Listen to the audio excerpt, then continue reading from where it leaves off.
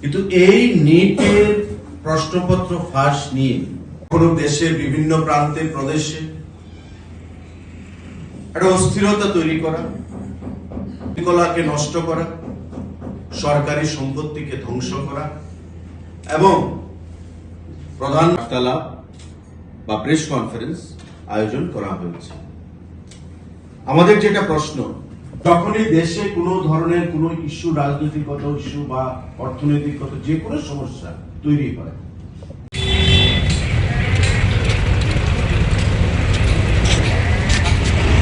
ছাত্র আন্দোলনে ধর্মেন্দ্র প্রধানের পদত্যাগের যে দাবিটি, বিষয়টাকে কিভাবে দেখছেন? কারণ উনার আমলে 152 বার আপনার প্রশ্নপত্র লিক হয়েছে। এক, দুই, যেটা বলছেন বিদেশি শত্রুর হাত রয়েছে আন্দোলনের পেছনে।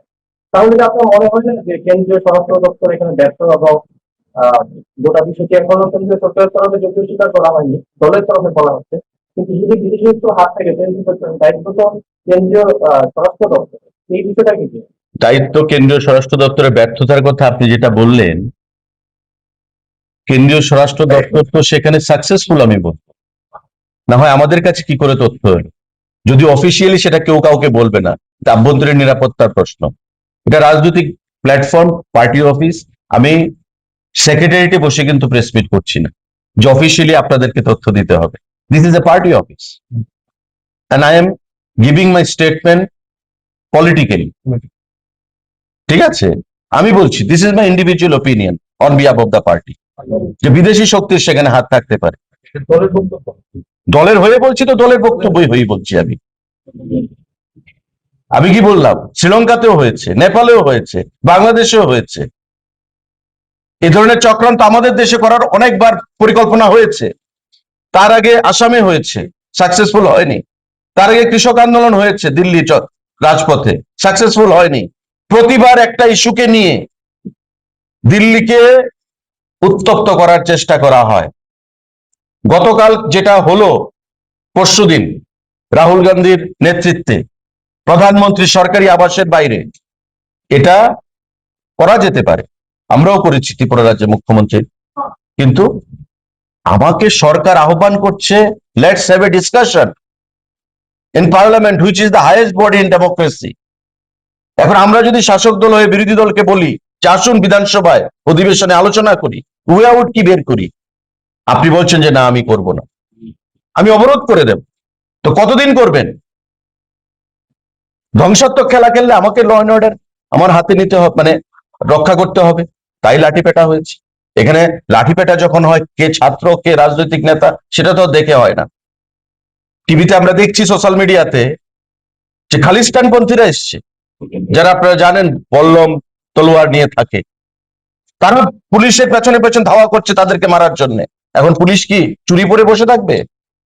দিল্লি পুলিশ বা সিআরপিএফ? এটা কোনো অবস্থাতেই মেনে নেওয়া যাবে না। যে কোনো চক্রান্তকে সরকার দল শক্ত হাতে দমন করবে, এই রাজ্যেও করবে, আমাদের দেশেও করবে। কিন্তু ধর্মেন্দ্র প্রধানের পদত্যাগের দাবি ছাত্রদের তরফে যেটা উঠেছে, কারণ ওনার নেতৃত্বে বা মন্ত্রিত্বের অধীনে 152 বার ব্যাপার লিক হয়েছে। তো স্বাভাবিকভাবে ওনার পদত্যাগ দাবি হচ্ছে, কারণ ওনার যোগ্যতা নিয়ে প্রশ্ন হচ্ছে। দল ছিল কমনওয়েলথ কেলেঙ্কারি হয়েছিল মনমোহন সিং এর আমলে, কোলগেট স্কেম হয়েছিল মনমোহন সিং এর আমলে, পদত্যাগ করেছিলেন মনমোহন সিং। 2G স্পেকট্রাম কেলেঙ্কারি হয়েছিল ডক্টর মনমোহন সিং এর আমলে, পদত্যাগ করেছিলেন মনমোহন সিং। দাবি তো উঠতেই পারে,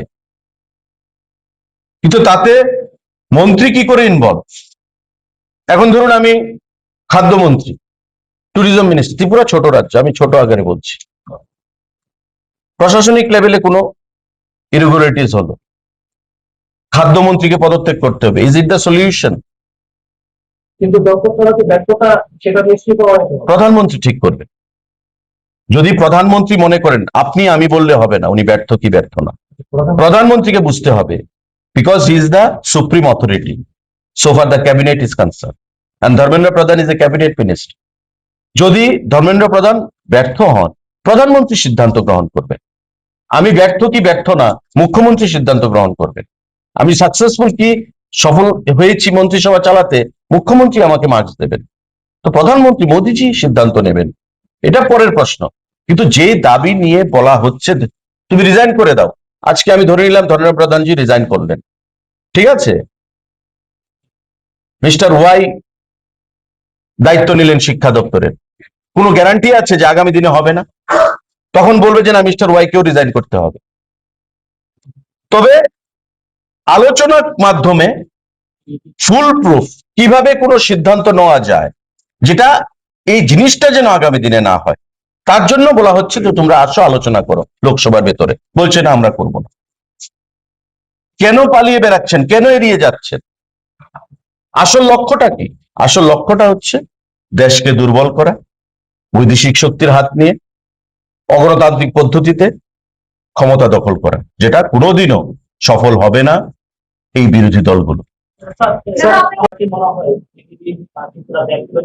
কোথায় সারা যাচ্ছে? সার্কিট হাউস, সার্কিট হাউসে না?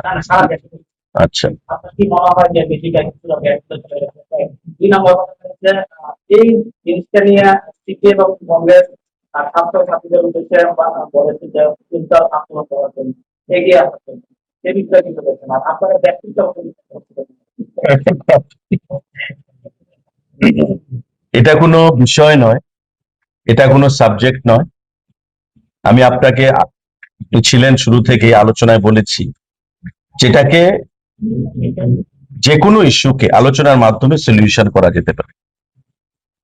আলোচনার জন্য পার্লামেন্ট রাজি রয়েছে, পার্লামেন্ট চলছে, প্রধানমন্ত্রী রাজি রয়েছেন, স্বরাষ্ট্রমন্ত্রী রাজি রয়েছেন, দপ্তর রাজি রয়েছে, বিরোধীরা আলোচনা করতে পারে। বলবেন দেখা গেছে ওই সময় যারা দায়িত্বরত ছিল ইউপিএ গভর্নমেন্টের সময় ওরা পদত্যাগ করেছে, এই সময় যিনি দায়িত্বে আছেন আপনি বলছেন যে একটা উদাহরণ দিন, কে পদত্যাগ করেছে? ইউপিএ সরকারের আমলে পদত্যাগ করেছে। ডিরাজা অ্যারেস্ট হয়েছিল, নট পদত্যাগ। ওয়ান্স হি ইজ অ্যারেস্টেড, যদি কোনো মন্ত্রী অ্যারেস্ট হয় তো অটোমেটিক্যালি তার মন্ত্রিসভা তো আর সে নেই, অ্যারেস্ট হয়েছে। He was in jail consecutively for many months. He was in jail. Suresh Kalmadi arrest হয়েছে, জেলে ছিল। আর Suresh Kalmadi was not a minister, he was a member of parliament, MP, এবং উনি অলিম্পিকের প্রেসিডেন্ট ছিলেন, অ্যাসোসিয়েশনের প্রেসিডেন্ট ছিলেন। He was not a minister. দাদা, আপনি টেবিলে বিরোধীরা বিশেষ করে রাহুল গান্ধী চাইছেন না বসে, এবং ইউপিএ সরকারের সময়ে সব থেকে বেশি কেলেঙ্কারি হয়েছে, কিন্তু তারা পদক্ষেপ করেন। ঠিক একই বক্তব্য আজ থেকে একদিন আগে অর্থাৎ পরশুদিন কংগ্রেস ভবনের কেন্দ্রীয় নেতৃত্ব বিজেন্দ্র প্রসাদ সিং এবং সুদীপ বর্মনের বক্তব্য ছিল যে ইউপিএ সরকারের আমলে যখনই কোনো কেলেঙ্কারি হয়েছে তারা ইস্তফা দিয়েছে, এক নম্বর। এবং দু নম্বর, আপনারা আলোচনায় বসতে রাজি হচ্ছেন না, কি বলবো? সুদীপ বাবুকে বা বিজেন্দ্র প্রসাদ সিং যার কথা আপনি বললেন, ওনারা তো অনেক কথাই বলেন।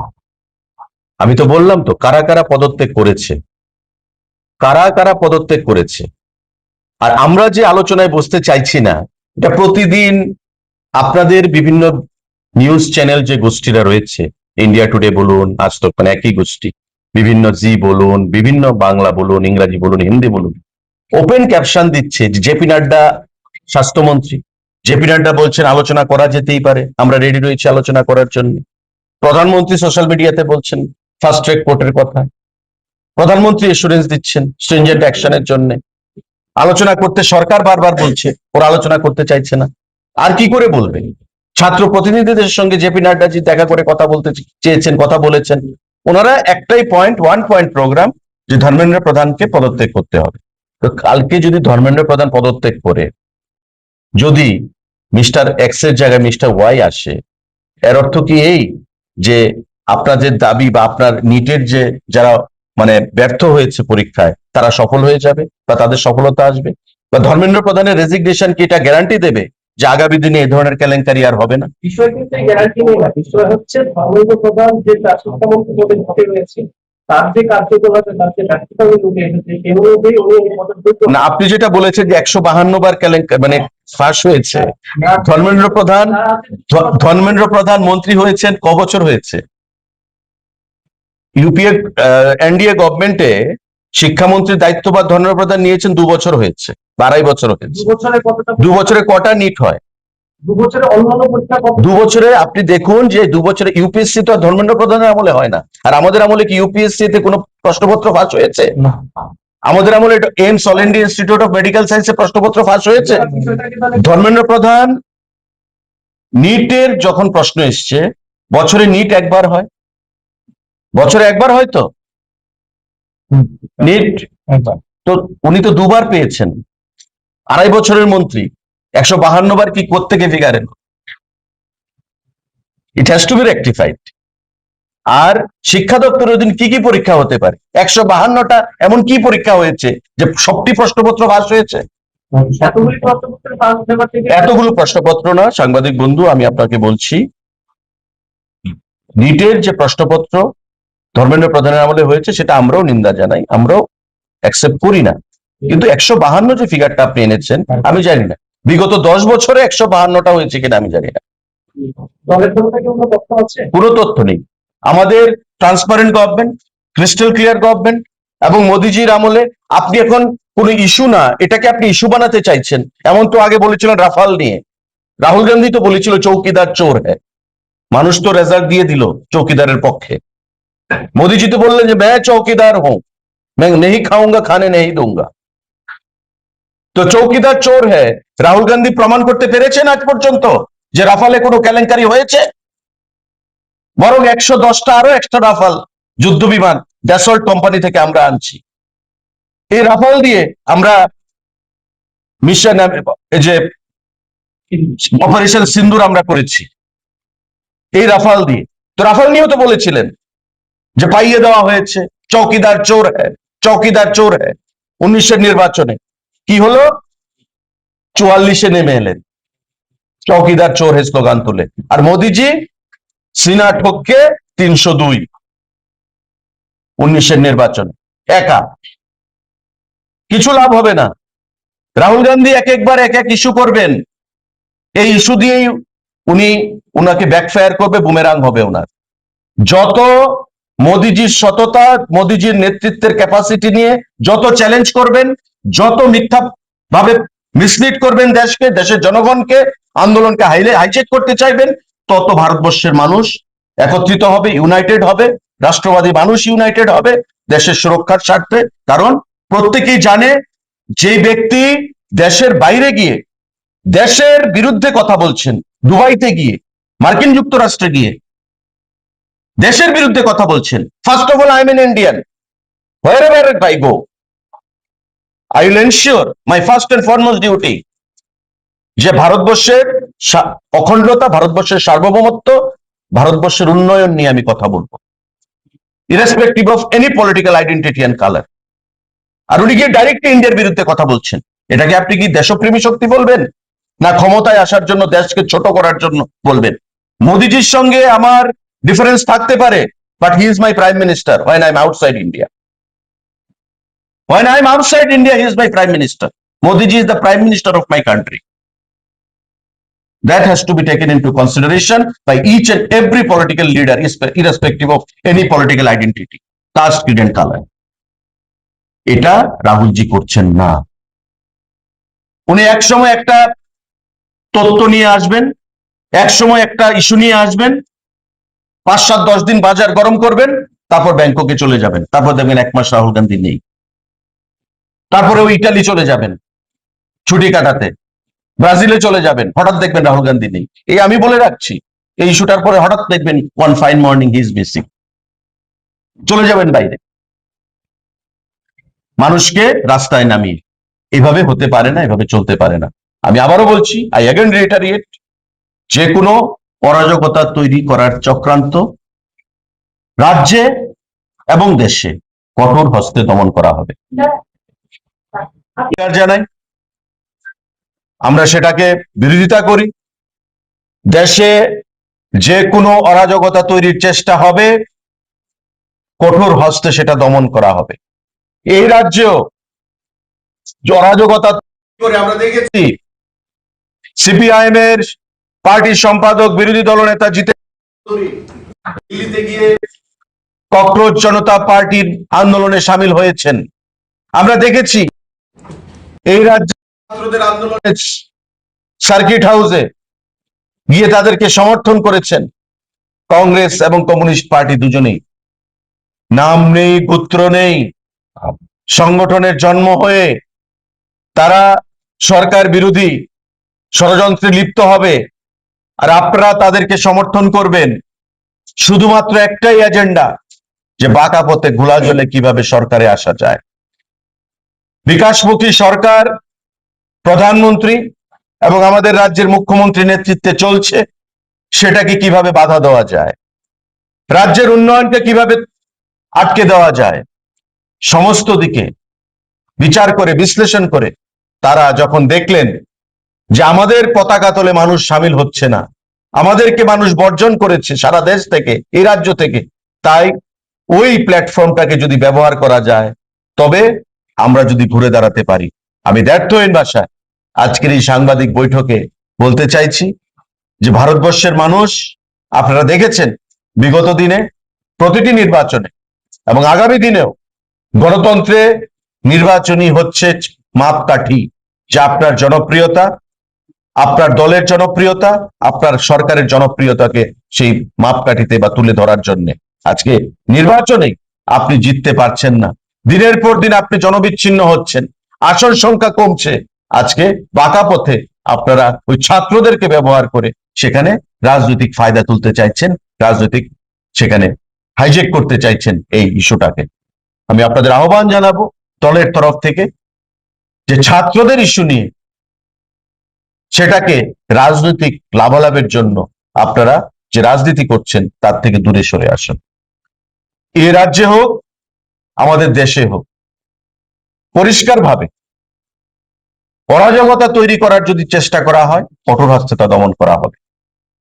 তার জন্য আমাদের দল, আমাদের সরকার, আমরা সদা প্রস্তুত রয়েছি। আপনাদের সকলের সহযোগিতা চাইছি, রাজ্যের সকল অংশের মানুষের আমরা সহযোগিতা চাইছি। সাংবাদিক বন্ধুদের যদি কোনো প্রশ্ন থাকে আপনারা সেটা করতে পারেন। আপনারা বলছেন আপনার ছাত্র, আমি আমার ব্যক্তিগত তরফ থেকে, দলের তরফ থেকে, বন্ধুরা, ইতিমধ্যে এই নিট কেলেঙ্কারি নিয়ে 13 জনকে গ্রেপ্তার করা হয়েছে। দিল্লি, পুনে, নাসিক, লাতুর, গুরুগ্রাম, এই সমস্ত অঞ্চল থেকে, এলাকা থেকে 13 জনকে গ্রেপ্তার করা হয়েছে এবং তাদেরকে জেলে পাঠানো হয়েছে। মোদিজি টুইট করেছেন, সোশ্যাল মিডিয়াতে বলেছেন, কি বলেছেন? যে nothing is more important to us than the welfare of the students and the future of the students. আমাদের কাছে সব থেকে গুরুত্বপূর্ণ হচ্ছে যারা ছাত্রছাত্রী, যুবক, তাদের ভবিষ্যৎ এবং তাদের ওয়েলফেয়ার, তাদের স্বার্থ সংশ্লিষ্ট বিষয়। এবং তার জন্য উনি ফাস্ট ট্র্যাক কোর্ট গঠন করার ঘোষণা দিয়েছেন, যাতে এই ধরনের কেলেঙ্কারি যদি পুনরাবৃত্তি হয়, ঘটে, বা বর্তমান যেটা ঘটেছে তার ফাস্ট ট্র্যাক কোর্টে দীর্ঘমেয়াদী পরিকল্পনা না নিয়ে ফাস্ট ট্র্যাক কোর্টে যেন তার বিচার ব্যবস্থা সম্পন্ন করা যায়। প্রধানমন্ত্রী টুইট করে সোশ্যাল মিডিয়াতে সেখানে নির্দেশ প্রদান করেছেন। 13 জনকে গ্রেপ্তার করেছেন এবং ভবিষ্যতে যেন এই সমস্ত জিনিসের আরো পুনরাবৃত্তি না হয় তার জন্য দপ্তরকে সতর্ক করেছেন, আধিকারিকদেরকে সতর্ক করেছেন। পার্লামেন্টে আলোচনা চাইছেন, কিন্তু সেই আলোচনা রাহুল গান্ধী ভেস্তে দিতে চাইছে। প্রধানমন্ত্রীর বাড়ির সামনে গিয়ে আন্দোলনের নামে অগণতান্ত্রিক পদ্ধতিতে পুলিশের উপর আক্রমণ সংঘটিত করছেন। সরকারি গাড়ি, পুলিশের গাড়ি ধ্বংস করছেন। কোত্থেকে অর্থ আসছে, কোত্থেকে এই শক্তি আসছে? এটা নিট হচ্ছে একটা উপলক্ষ মাত্র। আপনারা বিগত দিনেও দেখেছেন কৃষক আন্দোলনের নামে ভারতবর্ষকে অস্থির তৈরি করার চেষ্টা হয়েছিল, কিন্তু ভারতবর্ষের মানুষ ওই কাশ্মীর থেকে কন্যাকুমারী, কন্যাকুমারী থেকে মিজোরাম, এই আসমুদ্র হিমাচল ভারতীয় জনতা পার্টির প্রতি আস্থা রেখেছে। একের পর এক রাজ্যে ভারতীয় জনতা পার্টিকে সরকারে প্রতিষ্ঠিত করেছে এবং বিগত একটা ঐতিহাসিক অভূতপূর্ব নির্বাচনে পশ্চিমবঙ্গে এবং আসামে ভারতীয় জনতা পার্টিকে আবার ক্ষমতায় প্রতিষ্ঠিত করেছে। পশ্চিমবঙ্গে প্রথমবার ডক্টর শ্যামাপ্রসাদ মুখার্জির রাজ্যে এবং আসামে আমাদের পরপর 3বার ভারতীয় জনতা পার্টির সরকারকে ক্ষমতায় প্রতিষ্ঠিত করেছে।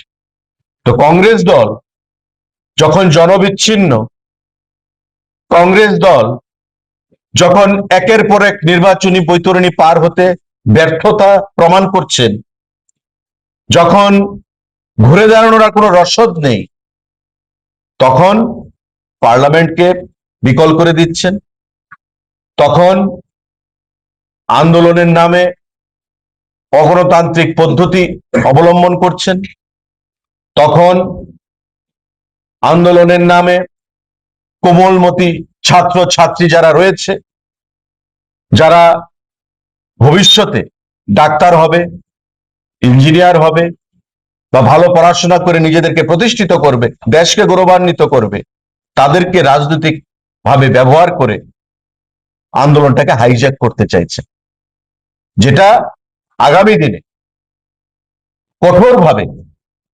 দেশের মানুষ জবাব দেবে এবং গণতন্ত্রে বিশ্বাসী দল হিসাবে, গণতন্ত্রের ধারক বাহক হিসাবে জনগণের কাছেই আমরা সেই বিচার চাইব। যে সিদ্ধান্তগুলো গ্রহণ করা হয়েছে, আজকে যদি এমন হতো ইউপিএ সরকারের আমলে যে কেলেঙ্কারিগুলো হয়েছে, সাংবাদিক বন্ধুরা, আপনার গণতন্ত্রের প্রহরী, গণতন্ত্রের চতুর্থ স্তম্ভ, একটার কোনো সুরাহা হয়েছে এখন পর্যন্ত? মনমোহন সিং প্রধানমন্ত্রী 2012 সাল, AIIMS All India Institute of Medical সায়েন্সের যে এন্ট্রান্স এক্সাম, তার প্রশ্নপত্র ফাঁস হয়ে গেছে। কাউকে গ্রেপ্তার হয়েছে, কাউকে গ্রেপ্তার করতে পারেনি। Railway recruitment board, doctor Manmohan Singh প্রধানমন্ত্রী, রেলওয়ে রিক্রুটমেন্ট বোর্ডের পরীক্ষা প্রশ্নপত্র ফাঁস হয়ে গেছে, 9 জনকে গ্রেপ্তার করা হয়েছে। মহারাষ্ট্র, রাজস্থান, কর্ণাটকা, দিল্লি, মুখ্যমন্ত্রী মহারাষ্ট্রের পৃথ্বীরাজ চৌহান, রাজস্থানের মুখ্যমন্ত্রী অশোক গেহলট, কর্ণাটকের মুখ্যমন্ত্রী সীতারামাইয়া, দিল্লির মুখ্যমন্ত্রী শীলা দীক্ষিত, তাদের রাজ্যে একের পর এক পাবলিক সার্ভিস কমিশনের পরীক্ষার প্রশ্নপত্র ফাঁস হয়েছে। কোনো ব্যবস্থা, স্ট্রিনজেন্ট কোনো অ্যাকশন, দোষীদের বিরুদ্ধে ব্যবস্থা তারা গ্রহণ করতে পারেনি। নিজের রাজ্যে অরাজকতা, নিজের রাজ্যে পয়সার বিনিময়ে প্রশ্নপত্র ফাঁস, তার কোনো ব্যবস্থা নেই দলীয়ভাবে বা প্রশাসনিকভাবে, অথচ নিটের প্রশ্নপত্র পরীক্ষা ফাঁস হয়েছে। এবং আপনারা দেখেছেন যে তার যে নেক্সাস, দিল্লি, পুনে, লাতুর, নাসিক, গুরুগ্রাম, ওই সমস্ত জায়গাগুলোতে, সেখান থেকে 13 জনকে গ্রেপ্তার করা হয়েছে, জেলে পাঠানো হয়েছে। প্রধানমন্ত্রী নিজে বিবৃতি দিচ্ছেন, ওপেন ডিসকাশনের জন্য লোকসভার, গণতন্ত্রের পীঠস্থান, লোকসভার ভেতরে আলোচনার জন্য ডাকছেন, যে আলোচনা করুন, পরামর্শ দিন কি করা উচিত। যদি গঠনমূলক আলোচনা হয়, আমরা নিশ্চয়ই আগামী দিনে এই ধরনের জন্য কেলেঙ্কারি সংগঠিত না হয়, তার জন্য যৌথভাবে আমরা ব্যবস্থা গ্রহণ করব। কারণ ছাত্র ভবিষ্যৎ ফার্স্ট প্রায়োরিটি, যেটা বলেছে, nothing is more important to the government than the welfare and future of our student. তার জন্য স্ট্রিনজেন্ট অ্যাকশন নেওয়ার জন্য, ফার্স্ট ট্র্যাক কোর্ট গঠন করার জন্য উনি নির্দেশ দিয়েছেন সমস্ত আধিকারিকদেরকে এবং দপ্তরগুলোকে। আলোচনা করছেন না, আলোচনা এড়িয়ে যাচ্ছেন, আর আন্দোলনের নামে, মানুষকে বিভ্রান্ত করার নামে সরকারি সম্পত্তি নষ্ট করছেন। আর উদ্দেশ্য কি?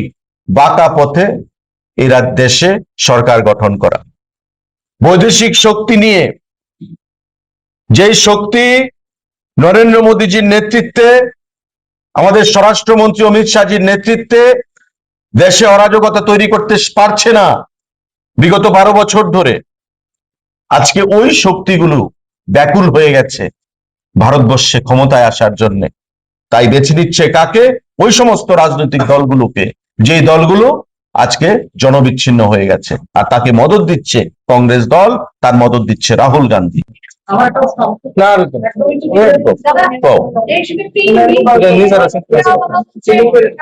কথা বলছে, কিন্তু এর মধ্যে আমাদের রাজ্যেও দেখা যাচ্ছে একটা সফেদ দিয়ে একটা তথ্যপত্রের একটা কেলেঙ্কারির কথা হচ্ছে। দলের পক্ষে কি বক্তব্য?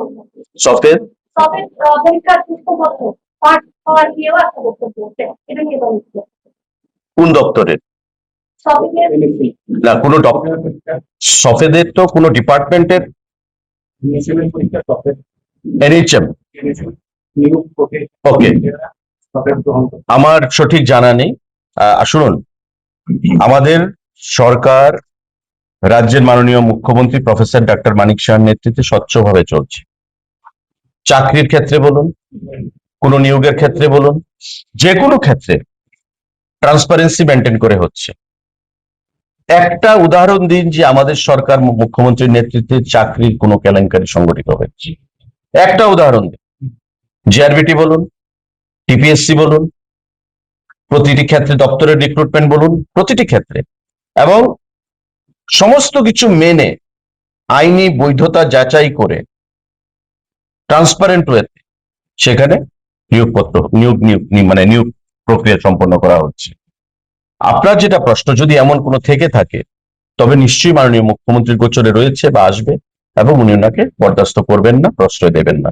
এবং অ্যাজ এ হোল আমার দপ্তরের একজন দায়িত্ববান মন্ত্রী হিসাবে আমি ওনার কাজকর্ম দেখছি বিগত কয়েক বছর ধরে। উনি অন্যায়কে প্রশ্রয় দেবেন না, এই সমস্ত রিক্রুটমেন্ট নিয়ে কোনো ধরনের ইরেগুলারিটি উনি বরদাস্ত করবেন না। ছাত্রদের উপর লাঠিচার্জ হয়েছে, এই বিষয়ে কি বলবেন? দেখুন, যখন কোনো আন্দোলন সংগঠিত হয়, এই রাজ্যেও তো আমরা দেখেছি অনেকবার। এই রাজ্যে মেডিকেল কেলেঙ্কারি হয়েছিল, টিএমসির পাপাই শাহ হত্যা হয়েছিল 2011 সালে, আপনারা দেখেছেন। গুলিবর্ষণ হয়েছিল, ছাত্রদের উপর লাঠিচার্জ হয়নি। আন্দোলন যখন হিংসার রূপ নেয়, আন্দোলন যখন সরকারি অ্যাসেটকে ধ্বংস করার জন্য এগিয়ে আসে, আন্দোলনের গতিপথ যখন আনডেমোক্রেটিক হয়ে যায়, আনরুলি হয়ে যায়, হুলিগানিজম, ভ্যান্ডালিজম যখন আন্দোলনকে প্রভাবিত করে, স্বাভাবিকভাবে পুলিশ ল অ্যান্ড অর্ডারকে রক্ষা করার জন্য সেখানে ব্যবস্থা গ্রহণ করে। আর প্রথমেই আপনার লাঠিচার্জ হবে এমন নয়, লাঠিচার্জেরও একটা ধারাবাহিকতা সিস্টেম আছে। ব্যারিকেড থাকবে, ব্যারিকেড ভেঙে তারা এগিয়ে যাবে, চেষ্টা করানো হবে, বুঝানো হবে। লাঠিচার্জ হচ্ছে সবার শেষে পুলিশ লাঠিচার্জ করে। আপনারা দিল্লিতে দেখেছেন পুলিশকে মারার চেষ্টা হচ্ছে, পাঞ্জাব থেকে খালিস্তানপন্থী যারা তলোয়ার নিয়ে তাদেরকে মারার জন্য দৌড়াচ্ছে, বল্লম নিয়ে পেছন পেছন ধাওয়া করছে। এটা কোথাকার আন্দোলন? ভারতবাসী এই সমস্ত আন্দোলন দেখে অভ্যস্ত নয়। ভারতবাসী এই সমস্ত আন্দোলনকে বরদাস্ত করবে না। পুলিশকে নিজের যান বাঁচানোর জন্য দৌড়াতে হচ্ছে, তো স্বাভাবিকভাবেই অন্য পুলিশ সহকর্মী যারা রয়েছেন, সহযোদ্ধাদেরকে বাঁচাতে তাদের লাঠিচার্জ করতে হয়েছে। আমি আবারও বলছি, যে কোনো অরাজকতা তৈরির যদি চেষ্টা করা হয় কঠোর হস্তে, এটা এই রাজ্যে হোক, দিল্লিতে হোক, পশ্চিমবাংলায় হোক, আসামে হোক, যে কোনো রাজ্যে সেটা কঠোর হস্তে দমন করা হবে।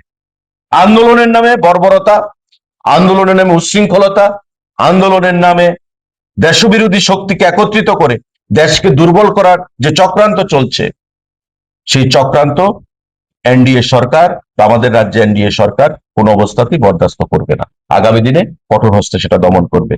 আপনার আরেকটা প্রশ্ন, যেটা উত্তরে আমি আসছি, ছাত্র দরদি যদি আমরা না হই, আমাদের সরকার যদি প্রো পিপল বা প্রো স্টুডেন্ট কমিউনিটি আমরা যদি না হই, just for your information, UPA সরকারের আমলে শিক্ষার বাজেট ছিল মাত্র 8,225 কোটি টাকা, 8,225 crore।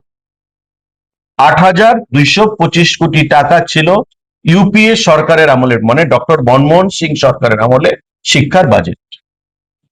আমাদের বর্তমান বাজেট কত? 1,39,000 কোটি টাকা, 1.39 লাখ কোটি, মানে কত গুণ বেড়েছে। আইআইএম এর সংখ্যা কটা ছিল, এখন কটা হয়েছে? আইআইটির সংখ্যা কটা ছিল, এখন কটা হয়েছে? এইমস এর সংখ্যা কটা ছিল, এখন কটা হয়েছে? আইআইটির আমাদের আইটিআই এর সংখ্যা কটা ছিল, এখন কটা হয়েছে? প্রতি ক্ষেত্রে প্রিমিয়ার যে এডুকেশনাল ইনস্টিটিউট গুলো ভারতবর্ষে, কি All India Institute of Medical Science, AIIMS, তার সংখ্যা বাড়ানো হয়েছে। Indian Institute of Management, IIM, তার সংখ্যা বৃদ্ধি করা হয়েছে। IIT, Indian Institute of Technology, তাদের সংখ্যা কটা ছিল, তাদের সংখ্যা অনেক বৃদ্ধি করা হয়েছে। অর্থাৎ 1,39,000 কোটি টাকার বাজেট বর্তমানে, আর আগে ছিল 8,225 কোটি টাকা। তো এটা কি ছাত্র দরদি নয়, বা ছাত্রদের উন্নয়নের জন্য নয়? এখানে তো আর আইআইএম, আইআইটি বা আমাদের যে মেডিকেল কলেজ দেখুন, এজিএমসি, তার আসন সংখ্যা কত ছিল? তার আসন সংখ্যা বৃদ্ধি করা হয়েছে। মাননীয় মুখ্যমন্ত্রীও সেদিন টুইট করে কেন্দ্রীয় সরকারকে, মোদিজিকে এবং জেপি নাড্ডাজি স্বাস্থ্যমন্ত্রীকে ধন্যবাদ জানিয়েছেন। তো এটা তো আমাদের অ্যাচিভমেন্ট। রাজ্য এবং কেন্দ্র যখন ডাবল ইঞ্জিন সরকার যৌথভাবে প্রপার কোঅর্ডিনেশনের মাধ্যমে এগিয়ে যেতে চাইছে, নিট পরীক্ষার কেলেঙ্কারি বা প্রশ্নপত্র ফাঁস হয়েছে, ইট ইজ অ্যাডমিটেড ফ্যাক্ট। এটা আমরা তীব্র ভাষায় ধিক্কার জানাই, নিন্দা জানাই। তার সলিউশন আগামী দিনে যেন রিপিটেশন না হয়, আমরা বলছি যে পার্লামেন্টে আসুন, আলোচনা করুন। রাহুল গান্ধীকে, তার দলকে, বিরোধী দলগুলোকে। কিন্তু রাহুল গান্ধী নেতৃত্ব দিয়ে বলছেন যে না, আমি পার্লামেন্টে আলোচনা করব না। আমি কি করব? আমি সমস্ত ধ্বংসাত্মক খেলায় আমি নিজেকে নিমজ্জিত রাখবো, সরকারি সম্পদ নষ্ট করব, পুলিশের উপর আক্রমণ করব, ছাত্র কোমলমতি ছাত্র ছাত্রীদেরকে ব্যবহার করে আমি আমার রাজনৈতিক ফায়দা তুলব। আমাদের লড়াই সেটার বিরুদ্ধে। গণতন্ত্রে আন্দোলন করাই যেতে পারে, আমরাও করেছি, কিন্তু যখন সরকার আলোচনায় ডাকবে, আলোচনায় অংশগ্রহণ করতে হবে। আমরা আলোচনা করতে চাইছেন না, তবে আপনি এই ইনডিফিনিট পিরিয়ড অফ টাইম আন্দোলন করবেন। ফান্ডিং কোত্থেকে আসছে সেটা অন্য বিষয়, অন্য সময় বলবো। ফান্ডিং কোত্থেকে আসছে, প্রতিনিয়ত কারা ফান্ডিং করছে, ভারত সরকারের কাছে সমস্ত খবর রয়েছে। এটা বিরাট বড় চক্রান্ত, যেটা শ্রীলঙ্কাতে হয়েছে, যেটা নেপালে হয়েছে, যেটা বাংলাদেশে হয়েছে। ভারতকে দুর্বল করো। ভারতকে দুর্বল করতে পারলে, যদি করতে হয়, তবে ওই সরকার দলগুলো, বিরোধী দলগুলো, তাদের সহযোগিতা নিতে হবে। তারা যদি সহযোগিতা করে, ভারত একটা অস্থিরতা পরিবেশ তৈরি করে সরকারটাকে যদি ফেলা যায়। তারা স্বপ্ন দেখছে যে মোদী সরকারকে দুর্বল করে, সামনে তো লোকসভা নির্বাচন নয়, আগামী 20 বছরেও বিরোধীরা শক্তি অর্জন করতে পারবে না বা সরকারে প্রতিষ্ঠিত হতে পারবে না। ভারতবর্ষের মানুষ সেই দিকেই যাচ্ছে। যত এ ধরনের ধ্বংসাত্মক খেলা খেলবে, তত তারা জনবিচ্ছিন্ন হবে, তত ভারতীয় জনতা পার্টি আরো শক্তিশালী হবে, ভারতীয় জনতা পার্টি আরো গ্রহণযোগ্য হবে, ভারতবাসীর মধ্যে আরো জাতীয়তাবোধ, রাষ্ট্রবাদ, ন্যাশনালিজম, প্যাট্রিয়টিজম আরো সংগঠিত হবে, সংঘবদ্ধ হবে। কোন অবস্থাতেই এই সমস্ত আন্দোলন করে দেশকে দ্বিখণ্ডিত করা যাবে না, ভারতীয় জনতা পার্টিকে ফেলা যাবে। শুভেচ্ছা জানাচ্ছি, নমস্কার জানাচ্ছি এবং অভিনন্দন জানাচ্ছি। আজকের আমাদের এই সাংবাদিক বৈঠকের যে বিষয়বস্তু, আপনারা জানেন যে নিট পরীক্ষার প্রশ্নপত্র ফাঁস নিয়ে ইতিমধ্যে সারা দেশব্যাপী, বিশেষ করে বিরোধী দলগুলোর পক্ষ থেকে একটা অরাজকতা তৈরি করার চেষ্টা দেশের রাজধানী দিল্লি সহ বাকি প্রদেশগুলোতেও তার প্রয়াস চলছে, এবং আমাদের রাজ্যেও সেই প্রয়াস আমরা বিগত কয়েকদিন ধরে লক্ষ্য করেছি। এটা ভারতবর্ষে নতুন নয়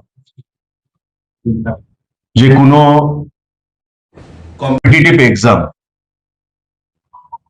বা প্রতিযোগিতামূলক পরীক্ষার প্রশ্নপত্র ফাঁস হয়েছে। ইউপিএ সরকারের আমলেও আমরা দেখেছিলাম, যখন প্রধানমন্ত্রী ছিলেন ডক্টর মনমোহন সিং, একাধিক কেলেঙ্কারি, একাধিক প্রশ্নপত্র ফাঁস, যার আজ পর্যন্ত কোনো সুরাহা হয়নি বা দেশের মানুষ প্রকৃত অর্থে কোনো জবাব পেয়েছে। ওই সময়কার শাসনকালে, কংগ্রেসের নেতৃত্বাধীন শাসনকালে আমরা কেউ সেটা বলতে পারি না। বিগত বা সদ্য সমাপ্ত যে নিট এক্সামিনেশন, যা কিছুদিন পূর্বে হওয়ার কথা ছিল, প্রশ্নপত্র ফাঁস হওয়ার কারণে সেই পরীক্ষাকে কিছুদিনের জন্য পিছিয়ে দেওয়া হয় এবং পরবর্তী পর্যায়ে যখন পরীক্ষা হয় সফলভাবে,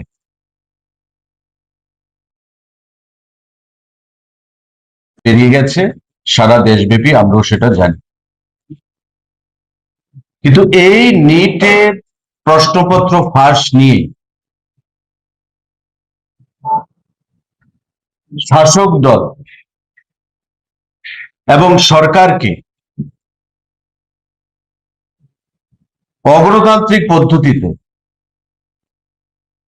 বৈদেশিক শক্তির সহযোগিতা এবং দেশে একটা অস্থিরতা তৈরি করার লক্ষ্যে, কায়েম করার লক্ষ্যে, বিশেষ করে কংগ্রেস দল ঘোলা জলে মাছ ধরার জন্য ময়দানে নেমেছে। আমরা কি দেখছি? বেশ কয়েকদিন ধরে দিল্লিতে কখনো যন্তর মন্তরে, কখনো প্রধানমন্ত্রীর সরকারি আবাসের বাইরে, কখনো দেশের বিভিন্ন প্রান্তে প্রদেশে একটা অস্থিরতা তৈরি করা, আইন শৃঙ্খলাকে নষ্ট করা, সরকারি সম্পত্তিকে ধ্বংস করা এবং প্রধানমন্ত্রী, শিক্ষামন্ত্রী এ সমস্ত বিষয় নিয়ে দেশের মানুষকে দেশের মধ্যে এবং দেশের বাইরে বিভ্রান্ত করার একটা চক্রান্ত, একটা প্রয়াস জারি রয়েছে।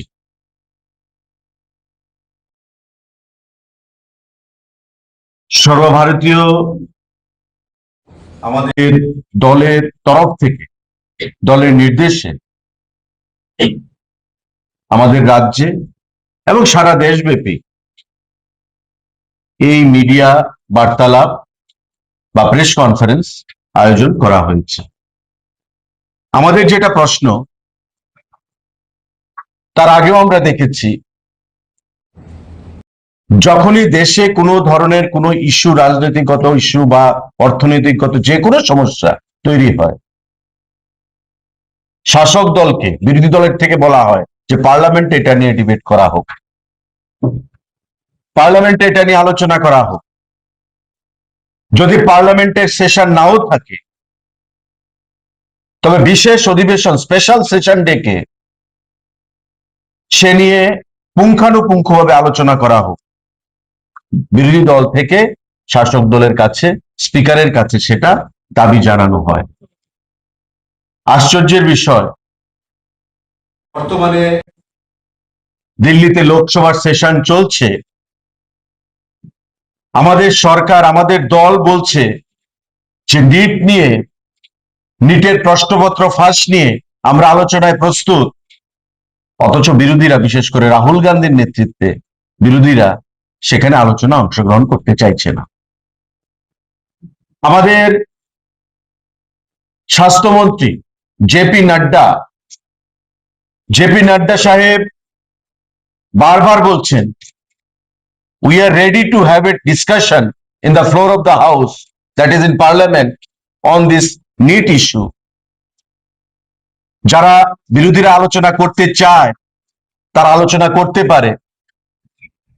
প্রধানমন্ত্রী বলছেন আলোচনা করতে চাই, আলোচনা করা যেতে পারে। স্বরাষ্ট্রমন্ত্রী বলছেন আলোচনা করতে চাই, আলোচনা করা যেতে পারে, কিন্তু রাহুল গান্ধী উনি আলোচনা করবেন না। উনি কি করবেন? ওই ককরোচ জনতা পার্টি যারা নিট নিয়ে শিক্ষামন্ত্রী ধর্মেন্দ্র প্রধানজির পদত্যাগ নিয়ে রাস্তায় বসে আছে, তাদেরকে উস্কানি দেবেন কখনো কখনো প্রধানমন্ত্রী নরেন্দ্র মোদীজির সরকারি আবাসের বাইরে গিয়ে বহিরাগত শক্তিকে নিয়ে সরকারি সম্পত্তি ধ্বংস করবেন আন্দোলনের নামে। আর ওই কোমলমতি শিশুরা, ছাত্রছাত্রীরা যারা এখনো রাজনীতি থেকে অনেক দূরে, তাদেরকে রাজনীতির স্বার্থে ব্যবহার করে সারা দেশে একটা টালমাটাল পরিস্থিতি তৈরি করার চক্রান্তে উনি সামিল হয়েছেন। অথচ গণতন্ত্রের পীঠস্থান আমাদের এই ভারতবর্ষ, গণতন্ত্রের পীঠস্থান আমাদের লোকসভা, রাজ্যসভা, তাতে গণতান্ত্রিক পদ্ধতিতে আলোচনা করবেন। মোদিজি চাইছেন, সরকার চাইছে যে শাসক বিরোধী প্রত্যেকের আলোচনার মাধ্যমে একটা সুরাহা বেরিয়ে আসবে নিট কেলেঙ্কারি নিয়ে, এবং আগামী দিনে যাতে এ বিষয় আর পুনরাবৃত্তি না হয়, আর যেন রিপিটেশন না হয়, সে বিষয় নিয়ে আলোচনা করতে চাইছেন। অথচ রাহুল গান্ধী রাজি হচ্ছেন না। এই যে একটা অরাজকতা, এই যে একটা অগণতান্ত্রিক পরিবেশ, এই যে একটা আন্দোলনের নামে দেশের সম্পদ নষ্ট করা, দিল্লি পুলিশের উপর আক্রমণ করা, সেই জিনিসটা মেনে নেওয়া যায় না। তার বিরুদ্ধে আজকে সারা দেশব্যাপী সরকারকে বলা হয়েছে, দলকে বলা হয়েছে যাতে প্রেস বার্তালাপের মাধ্যমে জনগণের মধ্যে, জনগণের অবগতির জন্য, পাবলিক অ্যাওয়ারনেসের জন্য এই দেশের স্বাদের আনন্দ লংতরায়। লংতরায় রান্নায় তোমাকে চাই।